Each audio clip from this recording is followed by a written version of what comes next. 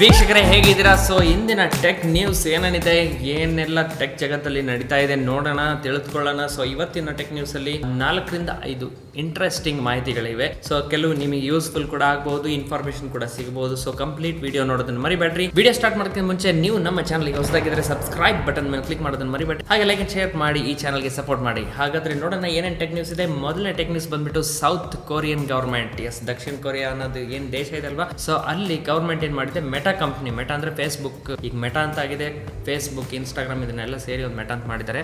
So ನಿಮಗೆ already ಗೊತ್ತಿರಬಹುದು. So ಇವ್ರು ಏನ್ ಮಾಡಿದ್ದಾರೆ, ಡೇಟಾ ಏನು ಅಡ್ವರ್ಟೈಸರ್ಸ್ಗೆ ಶೇರ್ ಮಾಡಿದ್ದಾರಂತೆ. ಅಂದ್ರೆ ಸೆನ್ಸಿಟಿವ್ ಯೂಸರ್ ಡೇಟಾನ ಅಡ್ವರ್ಟೈಸರ್ಸ್ಗೆ ಲೀಗಲಿ ಅಲ್ಲ ಇಲ್ಲೀಗಲಿ ಶೇರ್ ಮಾಡಿದ್ದಾರೆ. ಸೊ ಇದನ್ನ ನೀವು ಈ ತರ ಮಾಡಿಬಿಟ್ರೆ ಹೇಗೆ ಅಂತ ಹೇಳಿ ಸೌತ್ ಕೊರಿಯನ್ ಗವರ್ಮೆಂಟ್ ಏನ್ ಮಾಡಿದೆ, ಫೈನ್ ಆಗಿದೆ. ಎಷ್ಟು ದಂಡ ಹಾಕಿದ್ದಾರೆ ಅವರಿಗೆ ಅಂದ್ರೆ $15 ಮಿಲಿಯನ್, ಅಂದ್ರೆ ನಿಯರ್ಲಿ 125 crores, 125 ಕೋಟಿ ರೂಪಾಯಿ ನೀವು ಕಟ್ಟಬೇಕಪ್ಪ. ಯಾಕಂದ್ರೆ ನಮ್ಮ ಜನರದೆಲ್ಲ ಪರ್ಸನಲ್ ಸೆನ್ಸಿಟಿವ್ ಡೇಟಾ ಎಲ್ಲ ನೀವು ಮಾರ್ಕೊಂಡ್ಬಿಟ್ಟಿದ್ದೀರಾ ಅಡ್ವರ್ಟೈಸರ್ಸ್ಗೆ, ಕಂಪನೀಸ್ಗೆ. ಸೊ ಇದು ಲೀಗಲ್ ಅಲ್ಲ, ಇದು ಇಲ್ಲೀಗಲ್, ಇದು ಹಾಗಾಗಿ ನೀವು ದಂಡ ಕಟ್ಟಬೇಕು ಅಂತ ಇವ್ರು ಕೇಳ್ಕೊಂಡಿದ್ದಾರೆ. ಸೊ ಅದೇ ಸೀನರಿಯೋ ನಮ್ಮ ದೇಶದಲ್ಲಿ ಏನಾದರೂ ಈ ತರ ಆಗಿದ್ರೆ ಇಮ್ಯಾಜಿನ್ ಮಾಡ್ಕೊಳ್ರಿ. ಆಲ್ರೆಡಿ ಎಷ್ಟೋ ಕೋರ್ಟ್ಸ್ ಈ ತರದ ಡಿಸಿಷನ್ ಅಲ್ಲಿ ಆಲ್ರೆಡಿ ಡಿಸೈಡ್ ಮಾಡಿ ಜಡ್ಜ್ಮೆಂಟ್ ಕೊಟ್ಟಿದ್ದಾರೆ. ಬಟ್ ಅಲ್ಲಿ ಆಕ್ಚುಲ್ ಆಗಿ ಕಂಪನೀಸ್ ಗವರ್ಮೆಂಟ್ ಪೇ ಮಾಡಿದನೋ ಇಲ್ಲೋ ಅನ್ನೋದು ನಮ್ಮ ಹತ್ರ ಮಾಹಿತಿ ಇಲ್ಲ. ಸೊ ಅಲ್ಲಿ ಸೌತ್ ಕೊರಿಯನ್ ಗವರ್ಮೆಂಟ್ ಈಗ ಪೇ ಮಾಡ್ರಿ ಅಂತ ಕೊಟ್ಟಿದೆ. ಸೊ ಅದರ ರಿಲೇಟೆಡ್ ಈಗ ಮುಂದಿನ ದಿನಗಳಲ್ಲಿ ಗೊತ್ತಾಗುತ್ತೆ ವೆದರ್ ಫೇಸ್ಬುಕ್ ಅವರು ಅಥವಾ ಮೆಟಾ ಅಂದ್ರೆ ಇವರು ಗವರ್ಮೆಂಟಿಗೆ ದಂಡ ಕಟ್ಟಿದಾರೋ ಇಲ್ಲೋ ಅನ್ನೋದು ಮುಂದಿನ ದಿನಗಳಲ್ಲಿ ಗೊತ್ತಾಗುತ್ತೆ. ಸೊ ಅದು ಇಂಟ್ರೆಸ್ಟಿಂಗ್ ಆಗಿರುತ್ತೆ.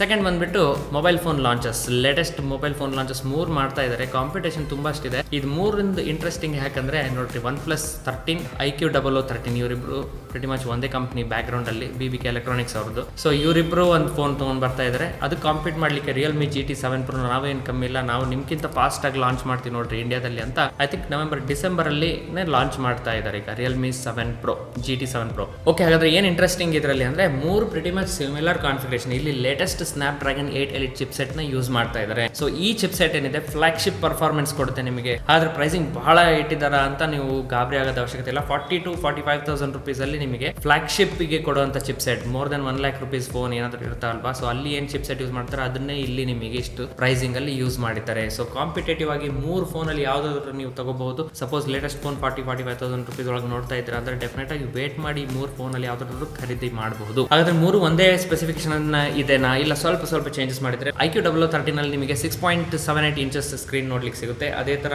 ಈವನ್ Realme GT7 Pro ಅಲ್ಲಿ ಸೇಮ್ ಸ್ಕ್ರೀನ್ ನೋಡ್ಲಿಕ್ಕೆ ಸಿಗುತ್ತೆ. ಬಟ್ Realme GT7 Pro ಅಲ್ಲಿ Full HD+ ರೆಸಲ್ಯೂಷನ್ ಯೂಸ್ ಮಾಡಿದ್ದಾರೆ. ಅಂದ್ರೆ ಸ್ವಲ್ಪ ಕಡಿಮೆ ರೆಸಲ್ಯೂಷನ್ ಆಸ್ ಕಂಪೇರ್ ಟು ಇವೆರಡು ಫೋನ್ಸ್. ಅಲ್ಲಿ ನಿಮಗೆ 120 Hz ರಿಫ್ರೆಶ್ ರೇಟ್ ಡಿಸ್ಪ್ಲೇ ಕೊಡ್ತಿದ್ದಾರೆ. ಡಿಸ್ಪ್ಲೇನೂ ತುಂಬಾ ಚೆನ್ನಾಗಿದೆ ವಿತ್ 6000 nits ಅಷ್ಟು ಬೆಳಕು ಬರೋಂಥ ಬ್ರೈಟ್ನೆಸ್.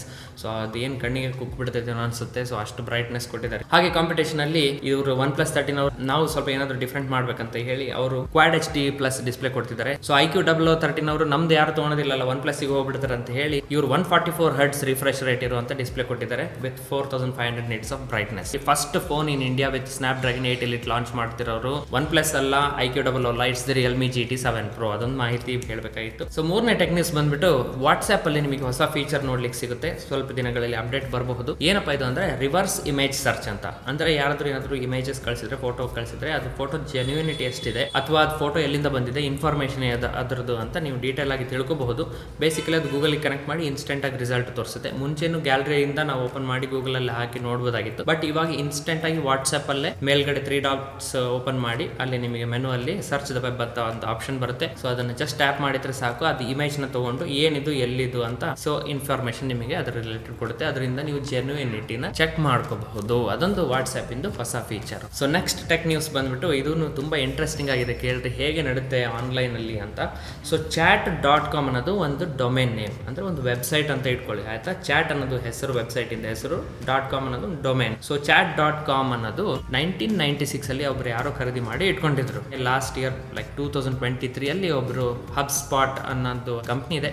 ಸೊ ಅದ್ರ ಕೋ-ಫೌಂಡರ್ ಅವ್ರು ಏನ್ ಮಾಡಿದ್ದಾರೆ, ಈ chat.com ಅನ್ನೋ ಡೊಮೇನು ನನಗೆ ಬೇಕದು, ನನ್ನ ಹೆಸರಲ್ಲಿ ಆಗ್ಬೇಕು ಅಂತ ನಿಮ್ಗೆ ಎಷ್ಟು ಪೇ ಮಾಡ್ಬೇಕಂತ ಕೇಳಿ $15.5 million ಖರೀದಿ ಮಾಡಿದ್ದಾರೆ. ನೋಡ್ರಿ ಇನ್ನೂ ಇಂಟ್ರೆಸ್ಟಿಂಗ್ ಆಗಿದೆ ಕೇಳಿ. 15.5 million ಅಂದ್ರೆ ಹತ್ರ 126 ಕೋಟಿ. ಅಲ್ಲಿ ಕೊರಿಯನ್ ಗವರ್ಮೆಂಟ್ ಏನ್ ಫೈನ್ ಹಾಕಿದಾರಲ್ವಾ ಮೆಟಾ ಕಂಪ್ನಿಗೆ, ಅದಕ್ಕಿಂತ ಜಾಸ್ತಿ ಬೆಲೆಗೆ ಇವ್ರು ಖರೀದಿ ಮಾಡಿದ್ದಾರೆ chat.com ಡೊಮೇನ್ ನ. ಅಂದ್ರೆ 4 ಅಕ್ಷರ CHAT. ಸೊ ಇದ್ರದ್ದು ಡೊಮೇನ್ .com ಜೊತೆಗೆ ಜೋಡಿಸಿದ್ದಕ್ಕೆ ಅದ್ರದ್ದು ಬೆಲೆ ಎಷ್ಟಾಯ್ತು? 126 ಕೋಟಿ ರೂಪಾಯಿ ಆಯ್ತು. ಸೊ ಅಷ್ಟು ಖರೀದಿ ಮಾಡಿದ್ರ, ಇಷ್ಟಕ್ಕೆ ಸ್ಟೋರಿ ಮುಗ್ಲಿಲ್ಲ, ಲಾಸ್ಟ್ ಇಯರ್ ಮಾಡಿದ್ದು. ಸೊ ಲಾಸ್ಟ್ ಇಯರ್ ಖರೀದಿ ಮಾಡಿ ಈ ವರ್ಷ ಏನ್ ಮಾಡಿದ್ದಾರೆ, ಅವ್ರು ಟ್ವೀಟ್ ಮಾಡಿದ್ರು, ನಾನು ಇದನ್ನ chat.com ನಂದಿಲ್ಲ, ಈಗ ನಾನು ಇನ್ನೊಬ್ರಿಗೆ ಕೊಟ್ಟಿದ್ದೀನಿ ಅಂತ ಹೇಳಿದ್ರು. ಸೊ ಯಾರಿಗೆ ಕೊಟ್ಟಿದ್ದೀನಿ ಅಂತ ಹೇಳಿದ್ದಿಲ್ಲ, ಯಾಕಂದ್ರೆ ಅಷ್ಟು ಬೆಲೆಗಲ್ಲ, ಪಬ್ಲಿಕ್ ಡೊಮೇನ್ ಅಲ್ಲಿ it's I think first second position ಅಲ್ಲಿ ಬರುತ್ತೆ, ಅಷ್ಟು ಬೆಲೆಗೆ ಕೊಟ್ಟು ಖರೀದಿ ಮಾಡಿರೋದು. ಸೊ ಇಲ್ಲಿ ಏನಾಗಿದೆ, back ground behind the scenes ಅಲ್ಲಿ ಸ್ವಲ್ಪ ದಿನಗಳ ಮುಂಚೆ ಓಪನ್ ಎಐ ಅವರು, ಅಂದ್ರೆ ChatGPT ರಿಲೇಟೆಡ್ ವಿಡಿಯೋ ಮಾಡಿದ್ನಲ್ಲ ಮೊನ್ನೆ, ಸೊ ChatGPT ಏನಿದೆ ಅಲ್ವಾ, ಸೊ chatgpt.com ಅಂತ ನಾವು ಟೈಪ್ ಮಾಡ್ಬೇಕಾಗುತ್ತೆ. ಸೊ ಇಲ್ಲಿ chat.com ಅಂದ್ಬಿಟ್ರೆ ಅವ್ರದ್ದಿತ್ತು ಇಷ್ಟು ದಿನ. ಸೊ ಅದಕ್ಕೆ ಏನ್ ಮಾಡಿದ್ದಾರೆ ಓಪನ್ ಎಐ ಕಂಪ್ನಿ ಅವರು, ಓಕೆ ನೀವು ಇಷ್ಟು ದುಡ್ಡು ಕೊಟ್ಟು ತಗೊಂಡಿದ್ದೀರಾ, ಅದು ನಮಗೆ ಬೇಕೀಗ chat.com ಅನ್ನೋದು ಡೊಮೇನ್, ಸೊ ನಿಮ್ಗೆ ಎಷ್ಟು ಪೇ ಮಾಡ್ಬೇಕಂತ ಕೇಳಿ ಒಳಗಡೆ ಡೀಲಿಂಗ್ ಏನ್ ಮಾಡ್ಕೊಂಡಿದ್ದಾರೆ, ಓಕೆ ನಮ್ಮ ಓಪನ್ ಎಐ ಕಂಪ್ನಿದು ಶೇರ್ಸ್ ನಿಮಗೆ ಕೊಡ್ತೀವಿ, ಇಷ್ಟು ಪರ್ಸೆಂಟೇಜ್, ಇಷ್ಟು ನಂಬರ್ ಆಫ್ ಶೇರ್ಸ್ ಅಂತ ಹೇಳಿದ್ದಾರೆ. ಅಂದ್ರೆ I think more than 250 crores worth easily ಇರುತ್ತೆ ಆ ಕಂಪ್ನಿ ಶೇರ್ಸ್, ಅಷ್ಟ್ರ ವರ್ತ್ ಇವರಿಗೆ ಕೊಟ್ಟಿದ್ದಾರೆ. ಈಗ ಸದ್ಯಕ್ಕೆ ನೀವು ಹೋಗಿ chat.com ಅಂತ ಟೈಪ್ ಮಾಡಿ ಎಂಟರ್ ಹೊಡೆದ್ರೆ ನಿಮಗೆ ಬರೋದೇ chatgpt.com. ಸೊ ಆ ಡೊಮೇನ್ ಇವರು ಖರೀದಿ ಮಾಡಿದ್ದಾರೆ. ಸೊ ನೋಡ್ರಿ, ಆನ್ಲೈನ್ ಜಗತ್ತಲ್ಲಿ ಈ ತರ ಡೊಮೇನ್ ನೇಮ್ಸ್ ನ ಕೂಡ ಟ್ರೇಡ್ ಮಾಡ್ತಾರೆ. ನಾವು ಬರೀ ಶೇರ್ ಮಾರ್ಕೆಟ್ ಅಲ್ಲಿ trading, companies trading, futures trading, stock trading ಇವೆಲ್ಲ ಕೇಳಿದೀವಿ. ಬಟ್ ಡೊಮೇನ್ ನೇಮ್ಸ್ ಕೂಡ ಆಲ್ರೆಡಿ ಬಹಳ ವರ್ಷದಿಂದ ಇದೆ. ಇದು ಹೆಸರು ಬಂದಾಗಿಂದ ಬಹಳಷ್ಟು ಜನ ಅದರಲ್ಲಿ ಕೂಡ ಟ್ರೇಡ್ ಮಾಡ್ಲಿಕ್ಕೆ ಸ್ಟಾರ್ಟ್ ಮಾಡಿದ್ದಾರೆ. ಯಾವ್ದಾದ್ರು ಕಾಮನ್ ನೇಮ್ಸ್ ಇರುತ್ತೆ, ಇದು ಯಾರಾದ್ರೂ ಕಂಪ್ನಿ ಮುಂದೆ ಖರೀದಿ ಮಾಡ್ಬೋದು, ಇವಾಗೆ ತಗೊಂಡು ಇಟ್ಕೊಂಡ್ಬಿಡೋಣ ಅಂತ ಹೇಳಿ, ಸೊ ಆ .com ಡೊಮೇನ್ ನೇಮಿಗೆ ಇಷ್ಟಂತ ದುಡ್ಡು ಕೊಟ್ಟು ಅವರು ಖರೀದಿ ಮಾಡ್ತಾ ಇದ್ದಾರೆ. ನೀವು ಮಾಡ್ತೀರೇನೋ ನೋಡ್ರಿ ಹಾಗಾದ್ರೆ. ಸೊ ಅದರಿಂದ ಕೂಡ ದುಡ್ಡು ಮಾಡ್ಕೋಬಹುದು. ಮತ್ತೆ ನಾಳೆ ನಾಡ್ದು ಇನ್ನೂ ಎಷ್ಟು ಇಂಟ್ರೆಸ್ಟಿಂಗ್ ಟೆಕ್ ನ್ಯೂಸ್ ಜೊತೆಗೆ ಬರ್ತೀನಿ. ಸೊ ಇದು ಇನ್ಫಾರ್ಮೇಶನ್ ಅಥವಾ ಈ ಟೆಕ್ ನ್ಯೂಸ್ ಇಷ್ಟ ಆಗಿದ್ರೆ ಹಿಟ್ ದಟ್ ಲೈಕ್ ಬಟನ್, ಹಾಗೆ ಶೇರ್ ಮಾಡೋದನ್ನು ಮರಿಬೇಡಿ ನಿಮ್ಮ ಫ್ರೆಂಡ್ಸ್ ಜೊತೆಗೆ. ಚಾನಲ್ ಇದ್ರೆ ಏನ್ ಮಾಡಬೇಕು, ಸಬ್ಸ್ಕ್ರೈಬ್ ಬಟನ್ ಮೇಲೆ ಕ್ಲಿಕ್ ಮಾಡಬೇಕು. ಸೊ ಹಾಗಾದ್ರೆ ಸಿಗ್ತೀನಿ ಇನ್ನೊಂದು ವಿಡಿಯೋದಲ್ಲಿ. ಅಲ್ಲಿವರೆಗೆ ಟೇಕ್ ಕೇರ್ ಎವ್ರಿವನ್, ಬೈ ಬಾಯ್.